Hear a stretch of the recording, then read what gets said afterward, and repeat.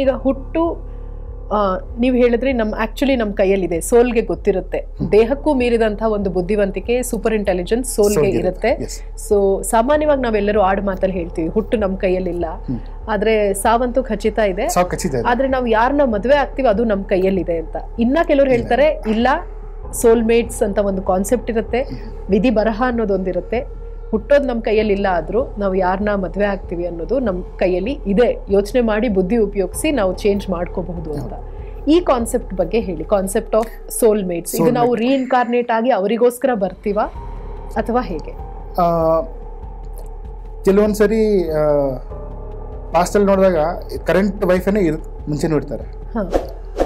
ಸುಮಾರು ಜನಕ್ಕೆ ಆಲ್ರೆಡಿ ಮುಂಚೆನೇ ಇತ್ತು, ಬಟ್ ನಾನು ನೋಡಿದಾಗ ನನಗೆ ಯಾವುದೂ ಇರಲಿಲ್ಲ. ಸುಮಾರು ಜನಕ್ಕೆ ಪಾಸ್ಟಲ್ಲೂ ಇದ್ದಾರೆ. ಮತ್ತೆ ಈ ಸರಿ ಜನರಲ್ಲೂ ಅವರೇ ಗಂಡ ಹೆಂಡತಿ ಆಗಿರೋದು ಆ ಥರ ತುಂಬ ಇನ್ಸ್ಟೆನ್ಸಸ್ ಇದೆ. ಬಟ್ ಎಷ್ಟೋ ಸಲ ಪಾಸ್ಟ್ ಲೈಫ್ ರಿಗ್ರೆಷನ್ ಮಾಡಿದಾಗ ಲಾಸ್ಟ್ ಟೈಮ್ ತಾಯಿ ಆಗಿರೋಳು ಆಗುತ್ತೆ, ಅದು ಆಗುತ್ತೆ. ಹೆಂಡತಿನೇ ಆಗ್ಬೇಕಂತೇನಿಲ್ಲ, they can be anything. So ಅದನ್ನ ತಿಳ್ಕೊಂಡಾಗ will that cross disposition of bonds? See that is past. ಅಲ್ಲಿ ದೇ ಲಿವ್ ದೇರ್. ಈ ಲೈಫಲ್ಲಿ this is the way they have to live. So that should not disturb them. Last time ತಾಯಿ ಆಗಿದ್ರು, ಈ ಸರಿ ತಂಗಿ ಆಗಿದ್ರು, ಈ ಸರಿ ಹೆಂಡತಿ ಆಗಿದ್ರು ಅಂದರೆ it's not disturb that. Okay. So ಈ ಸೋಲ್ಮೇಟ್ ಥಿಯರಿ ನಿಜವಾಗ್ಲೂ ಹಾಗಿದ್ರೆ ಎಕ್ಸಿಸ್ಟೆನ್ಸ್ ಇದೆಯಾ ಅಥವಾ ನಾವು ಅಂದುಕೊಂಡಿರೋದು? ಇದೆ. ಒಂದು ಸೋಲ್ ಲೈಫ್ ಸ್ಪ್ಯಾನ್ ಪ್ಲಾನ್ ಮಾಡ್ಕೊಂಡು ಬಂದಾಗ ಅದೇ ಯಾರು ತಾಯಿ ಆಗಬೇಕು, ಯಾರು ತಂದೆ ಆಗಬೇಕು, ಯಾರು ಹೆಂಡತಿ ಆಗಬೇಕು, ಯಾರು ಮಕ್ಕಳು ಆಗ್ಬೇಕಂತ ಹೇಳ್ಬಿಟ್ಟು ಮೊದಲೇ ಪ್ಲಾನ್ ಮಾಡ್ಕೊಂಡು ಬಂದಿರುತ್ತೆ. So even soulmate also it will be there return. ನಾವು ಹಣೆ ಬದಲು ಬರ್ದಿದೆ ಅಂತ ಹೇಳ್ತೀವಲ್ಲ, so it will be return. ಯಾರನ್ನೋ ನಾವು ಕೇಳ್ಕೊಂಡು ಬಂದಿರ್ತೀವಿ, ಅವ್ರನ್ನೇ ಮದ್ವೆ ಆಗ್ತೀವಿ. ಸರಿ. ಸೊ ಏನೋ ಒಂದು ಅವಘಡ ಆಯ್ತು, ಅಚಾತುರ್ಯ ಆಯ್ತು, ವಿ ಲೂಸ್ ದ ಪರ್ಸನ್, ಅಥವಾ ನಾವೇ ಹೋಗ್ಬೋದು. ಆ ಜಾಗ ಮತ್ತೆ ಫುಲ್ಫಿಲ್ ಆಗಕ್ಕೆ ಮತ್ತೆ ಅವ್ರು ಹಾಗೆ ಹುಟ್ಟು ಬರ್ತಾರ, ಅಥವಾ is that place replaceable by somebody else? Depression ಆಗೋದು, ಇಲ್ಲೋ ಮನಸ್ಥಿತಿ ತುಂಬಾ ಕುಗ್ಗೋಗೋದು, ದಟ್ ಇಸ್ ದ ನೋಡ್. You lose it. ಅದಾದ್ಮೇಲೆ happy times will come because there can be other one. Exactly. ಅದು ಮತ್ತೊಬ್ರು ಸಿಗ್ಬೋದು, ಮತ್ತೊಬ್ರು ಮದುವೆ ಆಗ್ಬೋದು.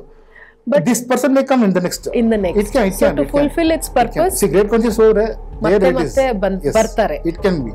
Okay. It can be. So soulmate theory ಹಾಗಿದ್ರೆ ನಿಜವಾಗ್ಲೂ ಎಕ್ಸಿಸ್ಟ್ ಆಗುತ್ತೆ. It can be. So ಮರಳಿ ಹುಟ್ಟು ಪಡಿತಾರೆ. ಹಾ. See, ನನ್ನ ಸೋಲು, ನನ್ನ ಡಿಸೈರ್ಸ್ ಏನಿದೆ,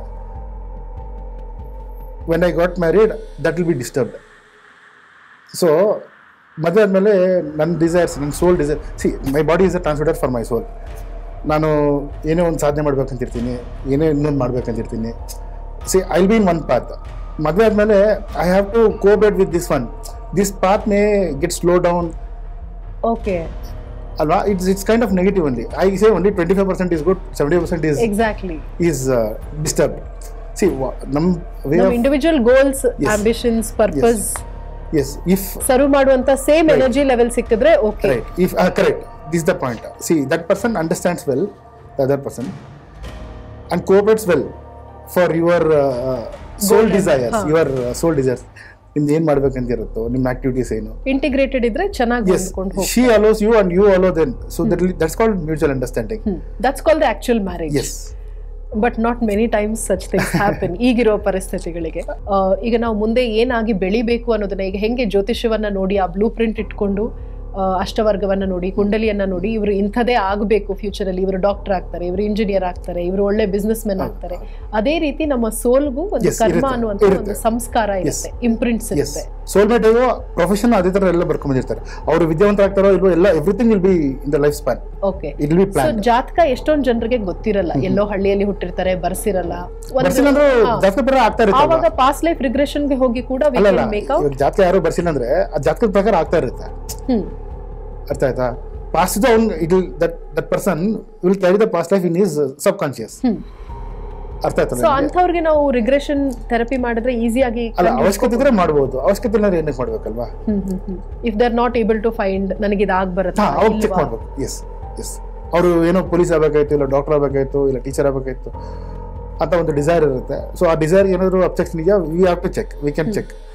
ಅದೇ ಮತ್ತೆ ಪಾಸ್ಟ್ ಲೈಫ್ ಹೋಗುತ್ತೆ, ಮತ್ತೆ ಪ್ರೀತಿ ಏನಾದ್ರು ಅಬ್ಸೆಕ್ಟ್ ಮಾಡ್ತಾ ಇದೆಯಾ, ಇಲ್ಲಾಂದರೆ ಈ ಪ್ರೆಸೆಂಟ್ ಮೈಂಡ್ ಏನೋ ಡಿಸ್ಟರ್ಬ್ ಆಗಿದೆಯಾ, ಅವರ ಸ್ಟ್ರಾಂಗ್ ಇದೆಯಾ ಇಲ್ವಾ, ಅವರ ವೀಕ್ ಆಗಿದ್ರು they cannot concentrate. these the times when they suggest ಇಲ್ಲ ನಿಮಗೆ ಪಿತೃದೋಷ ಇದೆ, ಇಲ್ಲ ನಿಮ್ಗೆ ಯಾವುದೋ ಪ್ರೇತ ಬಾಧೆ ಇದೆ. ಪ್ರೇತ ಬಾಧೆ ಇದೆ, ಅದೇ. So these are the things that they say. ಅದಕ್ಕೆ ಏಳಿಗೆ ಆಗಕ್ಕೆ ಬಿಡ್ತಾ ಇಲ್ಲ. Correct, exactly right. ಪ್ರೇತ ದೋಷ ಇದ್ರೆ ಏಳಿಗೆ ಆಗಕ್ಕೆ ಬಿಡಲ್ಲ. ಪ್ರೇತ ಏನಂದ್ರೆ ಅದೇ ಹೇಳಿದ್ನಲ್ಲ, ಬಂದು ಟ್ರೆಸ್ಪಾಸ್ ಆಗಿ ಬಂದು ಸೇರ್ಕೊಂಡ್ಬಿಟ್ಟು ಇಲ್ಲಿ ರೈಟ್ ಟು ಎಕ್ಸ್ಪೀರಿಯನ್ಸ್. ಇನ್ನೊಂದೇನಂದ್ರೆ ಆ ಪ್ರಾಬ್ಲಮ್ಸ್ ಎಲ್ಲ ಅವ್ರಲ್ಲಿ ಕಾಣಿಸ್ಕೊಳಕ್ ಸ್ಟಾರ್ಟ್ ಆಗುತ್ತೆ. ಬಟ್ ಏನಂದ್ರೆ ಮೇಲೆ ಹೋಗ್ಬೇಕಾದ್ರೆ ಇವ್ರನ್ನ ಕರ್ಕೊಂಡು ಹೋಗೋಣ ಅನ್ಸುತ್ತೆ ಅದಕ್ಕೆ. ಸೊ 90 years ಬದುಕೋರು 70 years ಹೋಗ್ಬಿಡೋದು, 50 years ಹೋಗ್ಬಿಡ್ಬೋದು.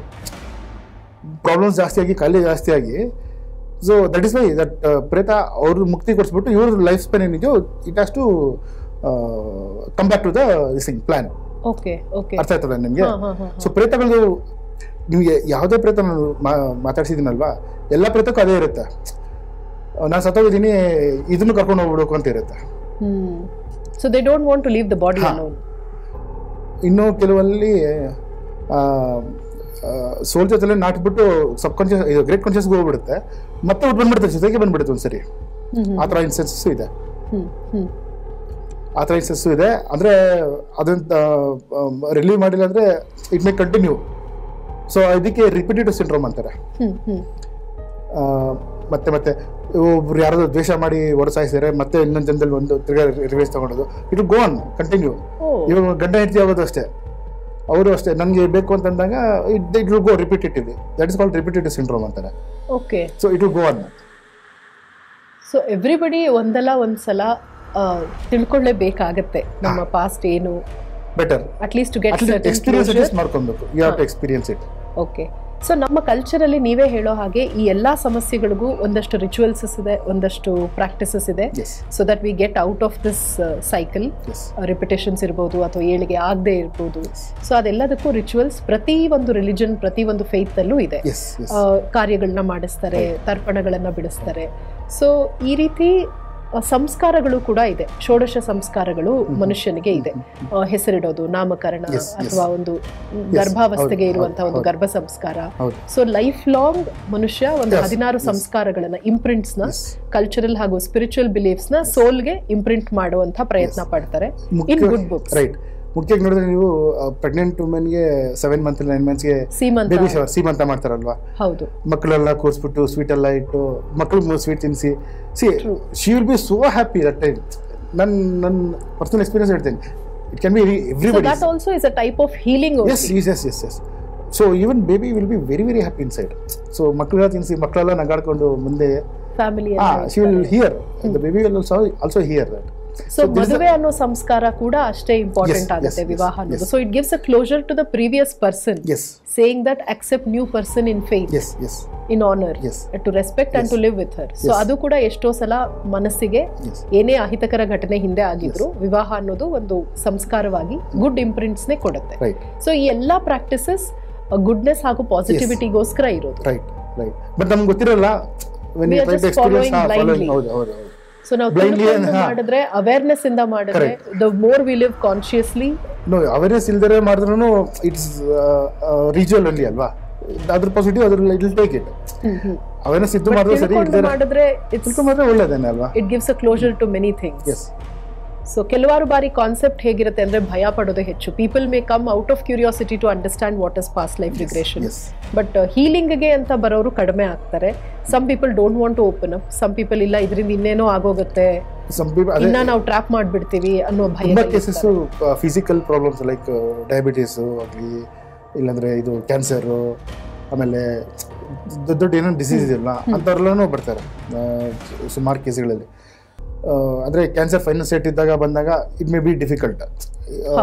ಇನ್ನೇನು ಸಾಯೋದಕ್ಕೆ 2 ದಿನ ಇದ್ದೇ, ಇನ್ನೊಂದು ವಾರ ಇದೆ ಅಂತಂದಾಗ we cannot do much because it takes time ಅಲ್ವಾ? ಬಟ್ ಆವಾಗಲೇ ಅವರು ಪ್ಯಾಲಿಯೇಟಿವ್ ಕೇರ್ ಹೇಳೋದ್ರಿಂದ ಪ್ರಾಯಶಃ that is the time they come to you. Initial state ಅಲ್ಲಿ ಸ್ಟಾರ್ಟ್ ಮಾಡಿದಾಗ